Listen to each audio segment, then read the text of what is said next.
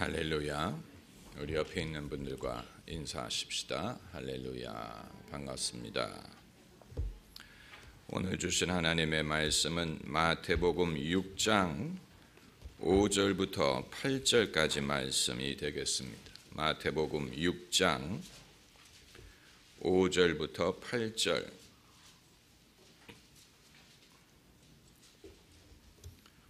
5절부터 8절까지 함께 읽겠습니다. 또 너희가 기도할 때 외식하는 자와 같이 되지 말라. 저희는 사람에게 보이려고 회당과 큰 거리 어귀에 서서 기도하기를 좋아하느니라.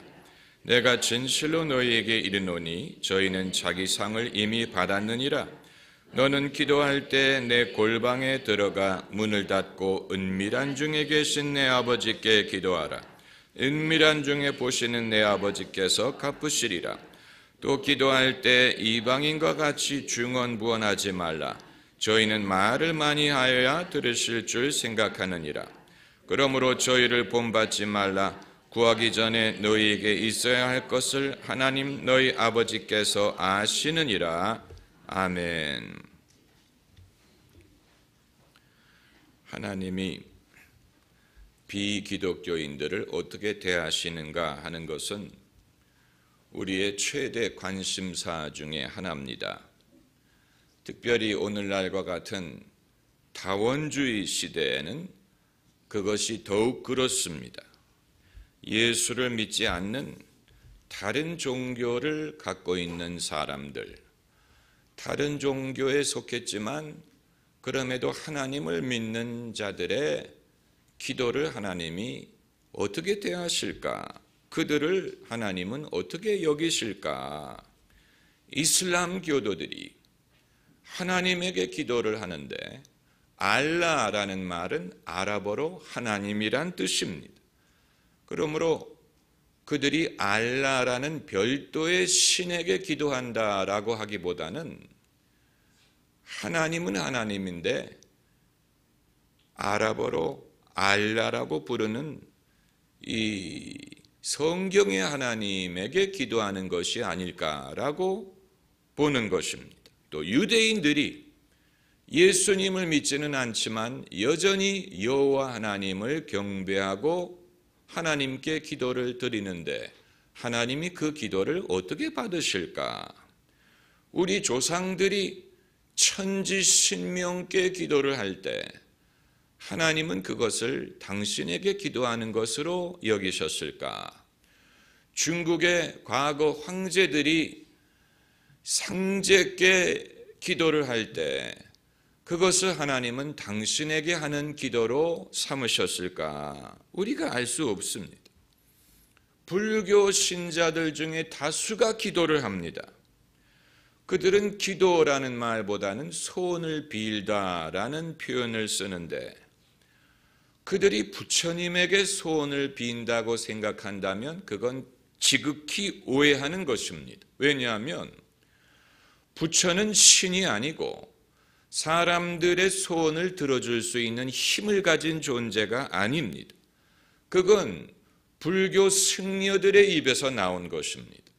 불교 승려들이 인정하기를 부처님은 신이 아니고 사람들의 기도를 들어줄 만한 힘을 가진 존재가 아니다. 그러면 불교 승려들이 왜 신도들이 기도하는 것을 만류하지 않느냐? 오히려 기도하는 것을 암묵적으로 장려하느냐? 불교 승려들 본인들은 기도하지 않고 그 대신 수행을 하지요. 그러나 일반 성도들이 절에 와서 기도하는 것을 막지는 않습니다. 이것은 큰 모순이에요. 이것은 불교 자체의 큰 모순입니다. 원래 불교 신앙에는 기도라는 것이 없지만 일반 성도들이 무언가 전능하신 존재에게 자기의 소원을 빌고자 하는 소원이 있는 것을 그들이 무시할 수가 없기 때문에 암묵적으로 허락하고 있다는 얘기입니다. 그렇다면 그 기도의 대상에 대하여 그 대상의 정체에 대하여 그들은 쉬쉬하고 있다고 볼 수밖에 없습니다. 다시 말하면 하나님에게 기도하는 것인데 하나님이란 말을 쓸 수가 없는 것입니다. 그것이 오늘날 불교가 갖고 있는 가장 큰 모순 중에 하나입니다. 그들도 부처님에게 절을 한다고 하지만 사실은 하나님을 필요로 하고 있다는 얘기예요.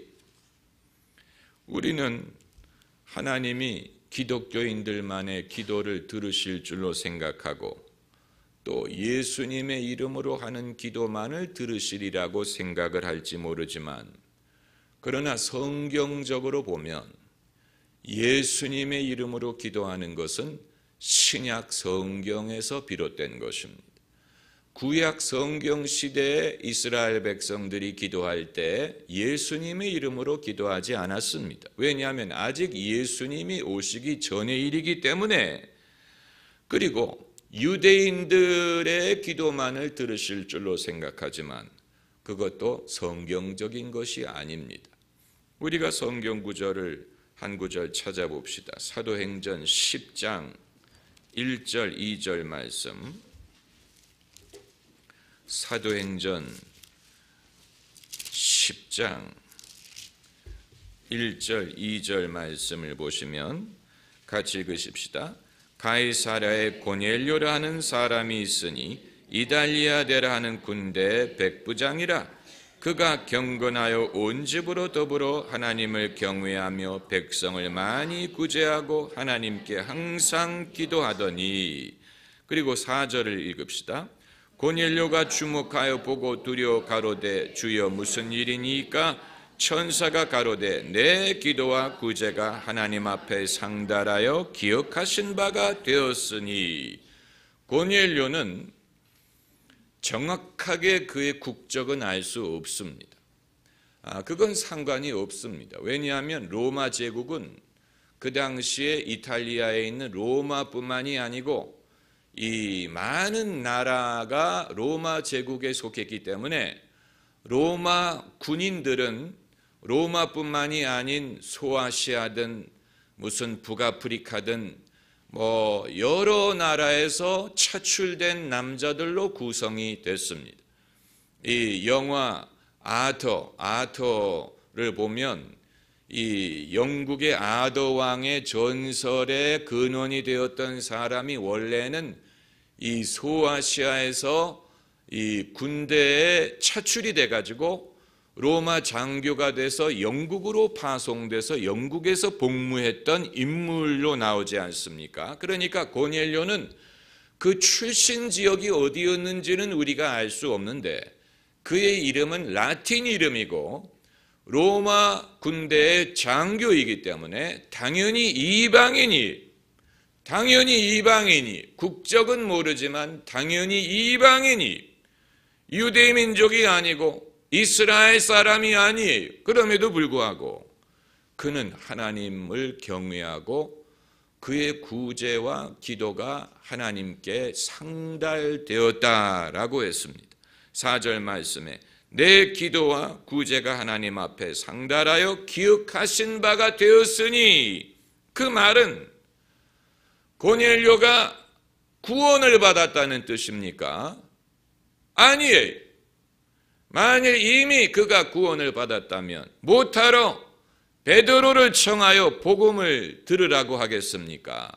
그러니까 고넬료는 아직 구원받기 이전, 아직 그리스도인이 되기 이전이, 그럼에도 그가 하나님께 하는 기도를 하나님이 들으신 것뿐만이 아니고 기억하셨다라고 했습니다. 그러니까 유대인이 아니더라도 이방인이더라도 얼마든지 하나님께 기도할 수 있고 하나님이 그 기도를 들으셨다는 성경적인 근거가 되는 것입니다. 그것은 당연한 것입니다. 하나님이 크신 하나님이지 이스라엘 민족만의 하나님이 아니에요. 만일 하나님이 이스라엘 민족만의 하나님이라면 하나님은 천지 만물을 지으신 하나님일 수가 없는 것입니다. 천지 만물을 지으시고 인간을 지으시고 이 모든 것을 다스리시는 하나님인데, 다만 당신을 이스라엘 백성에게 계시하시고 이스라엘 백성이 선민이 되게 하신 것은 이스라엘 백성으로 하여금 하나님에 대한 올바른 지식을 온 백성에게 전하게 하기 위한 것입니다.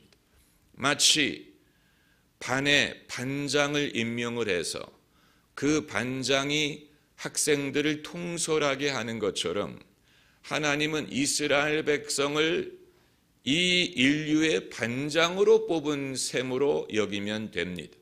이스라엘 백성만을 사랑한다든가 이스라엘 백성만을 구원하기 위한 것이 아니고 그들에게 특별한 사명을 주어서, 왜냐하면 이 세상의 수많은 민족이 하나님을 알지 못하고 우상과 미신과 잘못된 신앙에 빠져버렸기 때문에 하나님께서는 이스라엘 민족으로 하여금 하나님을 알고 하나님에 대한 올바른 지식과 신앙을 보존하고 땅끝까지 그것을 전하는 사명을 갖게 하셨고, 그 혈통을 쫓아서 누구를 보내주셨습니까? 당신의 아들 예수 그리스도를 보내주셨습니다. 그래서 이 이스라엘 백성을 통하여 온 인류가 구원받게 하는 일을 이제 예수님이 오신 후에 본격적으로 착수하신 것입니다. 그 프로젝트를 본격적으로 시작하신 것이지, 애초부터 하나님은 그 계획을 가지고 아브라함을 부르셨고 아브라함을 통하여 이스라엘 민족을 이루셨고 이스라엘이 선민이 되게 하신 것입니다. 하나님의 큰 뜻에 의하여 그렇게 하신 것입니다. 그렇기 때문에 이스라엘 민족이 여호와 하나님을 믿고 섬겼지만 그 이외 이방인들도 하나님에 대하여 듣고 알고 간접적으로 영향을 받고 그리고 경외하여 하나님께 기도를 한다면 하나님이 그것을 안 들으실 리가 없는 것입니다. 안 들으실 리가 없지요. 우리가 신약 성경뿐만이 아니고 구약 성경에도 이방인 출신임에도 불구하고 하나님이 긍휼을 베푸신 많은 사례를 볼 수 있는데, 엘리사 선지자를 찾아와서 문둥병을 고침받은 이방인이 누굽니까? 나아만. 그는 이방인이지만 엘리사 시대에 이스라엘에 많은 문둥병자가 있었지만 유일하게 깨끗함을 받은 사람은 이방인 나아만이었다라고 했습니다. 그리고 베들레헴의 이 시어머니를 따라와서 유대인 남자와 결혼하여 다윗의 할머니가 된 여자가 누굽니까? 룻은 모압 사람, 이방인 출신입니다. 그럼에도 불구하고 그가 시어머니에게 말하기를 어머니의 하나님은 나의 하나님이 되고 어머니의 백성은 나의 백성이 될 것입니다. 그래서 이방인이지만 하나님이 룻으로 하여금 장차 다윗의 혈통과 예수 그리스도의 혈통에 포함이 되게 하신 것입니다. 이처럼 하나님이 이스라엘을 선민으로 선택하셨다고 해서 당신을 경외하는 그 이외의 이방인들에 대하여 무심하시다든가 귀를 그들에게 닫으신 것이 아니에요. 이방 민족이 여호와 하나님을 얼마만큼 알고 있었는지는 우리가 모릅니다. 우리 조상들이 오랜 옛날부터 하나님에 대한 어렴풋한 개념을 갖고 있었을까? 그건 우리가 알 수 없습니다. 왜냐하면 하도 우상신앙이 사람들에게 쉽게 어필을 하는 바람에 천지를 지으신 하나님을 알고 있었더라도 당장 그들의 신앙을 표현하는 방식은 우상과 미신을 통한 것이 더 많았으리라고 보는 것입니다. 왜냐하면 그것이 더 가깝게 느껴지기 때문에.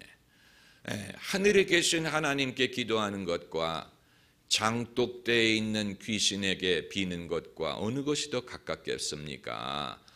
사람들은 뭔가 손으로 잡고 눈으로 보고 더 가까이 느낄 수 있는 것을 선호하는 경향이 있기 때문에 천지를 지으신 하나님은 너무 멀어 보이고, 특별히 성경 말씀도 없고 선지자도 없고 율법도 없고 예수 그리스도도 알지 못하는 상황에서 하나님은 너무 멀리 계신 존재고 막연한 존재고, 그러다 보니까 사람들이 쉽게 빠질 수밖에 없는 미신이라든가 무슨 점을 친다든가 무슨 우상이라든가 이런 것에 사람들이 더 취약했을 수밖에 없는 것은 우리가 이해할 수 있습니다. 하나님이 그것을 용납하시는 것은 아니에요. 그러나 이해할 수 있다는 얘기입니다. 이해할 수 있습니다. 예수께서 나는 길이요 진리요 생명이니 나로 말미암지 않고는 아버지께로 올 자가 없느니라 하는 말씀은, 그럼 당신을 통하지 않고서도 하나님께 기도할 수 있다는 말이냐? 그 말은, 아버지께로 온다는 말은 결국은 구원을 말하는 것이고 하나님의 백성됨을 말하는 것입니다. 그러므로 예수님을 통해서만이 사람이 영혼의 구원을 받고 하나님의 백성이 될 수 있는 건 맞습니다. 그러나 예수님을 모르더라도 고넬료처럼, 아니면 에티오피아 사람처럼, 아니면 나아만 장군처럼 하나님을 찾고 하나님의 얼굴을 구하고 하나님께 간구할 때 하나님이 그것을 모른 척하지 않고 들으십니다. 특별히 고넬료와 같은 경우는 아직 예수 믿는 사람이 아닌데도 불구하고 하나님이 그에게 천사를 보내줄 정도로 그를 귀중하게 여겼다는 것은 참 신기한 일이고, 또 우리가 이해하지 못하는 하나님의 특별한 배려를 보여준다고 할 수 있습니다. 그러니까 경건의 차원에서는 예수를 아직 안 믿는 사람 중에 예수 믿는 다수의 사람들보다도 더 경건함에 있어서는 더 앞서는 사람이 있을 수 있다는 것을 보여줍니다.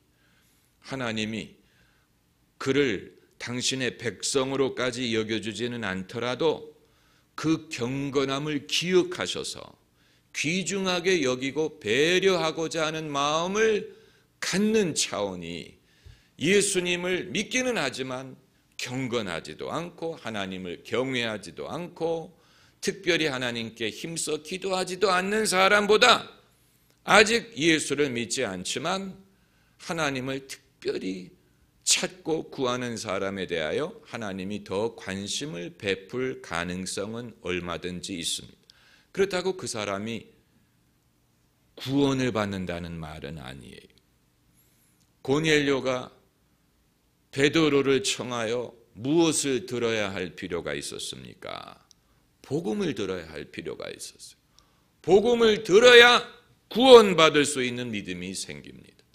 그러므로 주님이 베드로에게 환상을 보여주어 고넬료의 집에 찾아가도록 하신 것입니다. 그래야 고넬료가 복음을 들을 수가 있기 때문에, 그리고 복음을 듣기 전까지는 고넬료가 아직 성령으로 거듭날 수 없었습니다. 하나님이 그의 기도를 기억하셨지만 아직 성령으로 거듭나지 못했다는 것은 참으로 신기하고 의아한 일이고, 우리가 좀 더 하나님의 이 섭리에 대하여 이해할 그런 필요가 있음을 보여줍니다. 오늘 본문으로 다시 돌아가면 이 본문 말씀에 예수님이 이방인처럼 기도하지 말라고 말씀을 하시는데, 이방인처럼 기도하지 말라는 말씀은 이방인도 무엇을 한다는 얘기입니까? 기도를 한다는 얘기고, 그리고 이 7절에 기도할 때 이방인과 같이 중언부언하지 말라. 저희는 말을 많이 하여야 들으실 줄 생각하느니라. 이방인들이 말을 많이 하여야 들으실 줄로 생각한다는 말은 이방인들이 기도하는 방식에 문제가 있는 것은 분명하지만 이방인의 기도라고 하나님이 안 들으시는 것은 아니라는 암시가 되는 거죠. 예수님이 그러니까 그냥 잠깐 스쳐 지나가신 거예요. 그러나 이 말씀 속에 이방인들이 기도하는 방식이 문제가 있고 그들처럼 기도하면 안 되지만 그들도 하나님이 기도를 들어주시기를 바라는 마음이 있고 그렇기 때문에 중언비언 기도하는 것이고 그들의 기도라고 하나님이 안 들어주시는 것은 아니라는 얘기. 그러니까 누가 기도하느냐가 중요한 것보다는 어떻게 기도하느냐가 중요하다는 말씀을 하시는, 이 유대인이라도 이방인처럼 기도하는 것은 하나님이 기뻐하지 않고 이방인이 만일 바로 기도하는 사람이 있다면 그 사람의 기도는 유대인이 잘못 기도하는 것보다도 더 효험이 있을 수도 있다는 그런 얘기가 되는 것입니다. 아마 여러분 중에 그렇다면 우리가 굳이 예수님을 믿을 필요가 있습니까? 예수님 안 믿어도 되지 않습니까? 그건 아니에요. 하나님이 기도를 들어주시는 것과 그 사람의 영혼이 천국 가는 것은 다른 것입니다. 하나님이 기도를 많이 들어주었는데도 불구하고 지옥 가는 사람이 얼마든지 가능합니다. 그러니까 그건 자기 손해, 얼마나 큰 손해인지 몰라. 하나님께 기도가 상달된 경험이 있는데도 불구하고 지옥 갈 수 있다는 얘기. 이건 우리가 아직 이해하지 못하는 하나님만이 갖고 있는 고난에 속한 것입니다.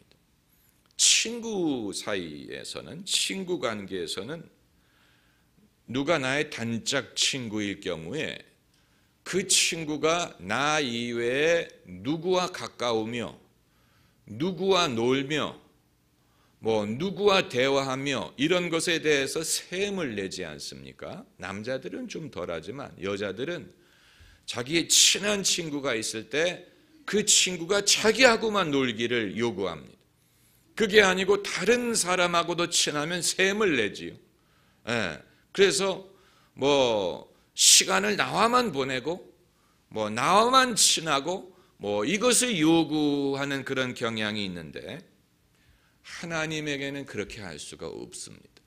우리가 하나님께 나와만 친해달라, 내 기도만 들어달라, 내게만 은혜를 베풀어달라,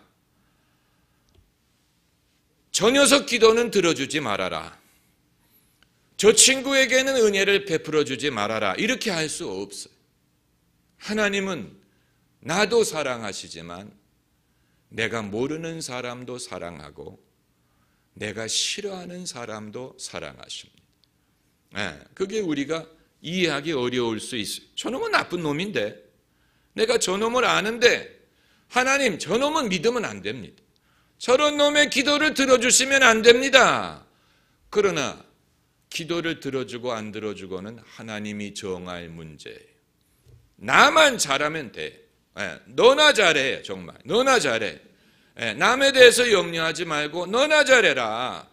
하나님이 내 기도를 들으시고 내가 하나님 앞에서 의로운 자로 인정을 받고 그리고 내가 예언을 하든 귀신을 쫓아내든 장차 주님 앞에 섰을 때 주여 내가 주의 이름으로 이적을 행하고 귀신을 쫓아내고 선지자 노릇을 했습니다 라고 말할 때 주님이 나는 너를 알지 못한다 라고 말씀하시지 않도록 주님 앞에 바로 서는 것이 중요합니다. 그러니까 주님의 이름으로 귀신을 쫓아내고 선지자 노릇을 했더라도 심판날에 주님이 나는 너를 알지 못한다라고 말씀하시는 것이 가능하다는 얘기. 그럼 어떻게 이 땅에 있을 때 귀신을 쫓아내고 선지자 노릇을 했다는 말이냐? 영적인 비결을 알고 있기 때문에 그 혜택을 입었을 수 있어요. 세상 사람들 중에는 영적인 비결을 깨닫는 사람들이 있습니다. 이렇게 하니까 뭐가 된다. 이렇게 하니까 영적인 권세가 생긴다. 이런 식으로 예수의 이름으로 귀신을 쫓아내니까 귀신들이 떠나가더라. 이렇게 하니까 하나님의 음성을 들을 수가 있더라. 이런 식으로 비결을 깨닫는 사람들이 있어요. 거기에 특출한 재능이 있는 사람들이 있어요. 사람들이 타고난 재능이 다양하지 않습니까? 어떤 사람들은 절대 음감을 가지고 태어나서 악기가 없어도 C, G 그게 뭔지 알아요. 누가 음치면 금방 알아요. 타고난 거예요. 어떤 사람은 기계 같은데 남다른 재능이 있어서 처음 보는 기계도 그것을 뚝딱 고칠 줄 알고 금방 비슷한 것을 만들 줄 알고 아주 능숙해. 타고난 것입니다. 영적인 면에 있어서도 타고난 재능이 있는 사람들이 있어요. 그래서 남들은 일평생 신앙생활에도 느끼지 못하는 것을 그 사람들은 금방 느끼고 깨닫고 경험하고 그런 면에 있어서 빨라요. 그러나 그런 사람이라도 예수 믿고 회개하고 예수님을 믿지 않으면 하나님 앞에 의롭다함을 얻을 수가 없습니다. 아주 중요한 것. 아마 무당 같은 사람들은 그런 재능을 갖고 태어났기 때문에 그 짓을 하는 것일지 몰라요. 그래서 심지어 무당들이 전도할 때도 있어요. 당신 같은 팔자는 교회 다녀야 된다. 이런 식으로. 당신 같은 팔자 가진 사람 나 많이 봤는데 교회 아니면 길이 없다. 교회 다니라. 근데 본인은 교회 다니느냐? 아니에요. 본인들이 교회에 뭔가가 있다는 걸 아는 거예요. 성령이 계시다는 것을 알고 예수님이 강하다는 것을 알아요. 그러나 본인들은 자기에게 강신한 신을 섬기는 참 불쌍한 것, 비참한 것입니다. 그들을 주장하는 귀신에 매여 가지고 일평생 섬길 수밖에 없는 아주 비참한 운명이죠. 예수님의 이름으로 그 귀신을 쫓아내기 전까지는 그 귀신에게 매여 가지고 섬기면서 사니까. 그럼 예수님이 계시하신 하나님의 모습 중에 이방인들의 기도를 들으시는 하나님, 이것을 아는 것이 내 신앙에 무슨 도움이 된다는 말입니까? 이방인의 기도도 들으시는데 여러분의 기도를 안 들으신다면 그건 정말로 쪽팔린 것입니다. 이방인의 기도도 하나님이 들으시는데 예수 믿는 사람이 하나님이 들으실 만한 기도를 할 줄 모른다면 그게 바로 이방인처럼 기도하는 것입니다. 이방인처럼 중언부언 기도해. 믿음으로 기도하지 못하고 우리가 깨달아야 되는 면이 있고 또 하나는 이방인들이 위대해서 하나님이 그들 기도를 들으시는 게 아니고 하나님이 그만큼 모든 사람들을 사랑하시기 때문에 들으시는 것이고 이방인의 기도를 들으신다면 우리의 기도를 듣지 아니하시겠습니까? 할렐루야. 기도하십시다.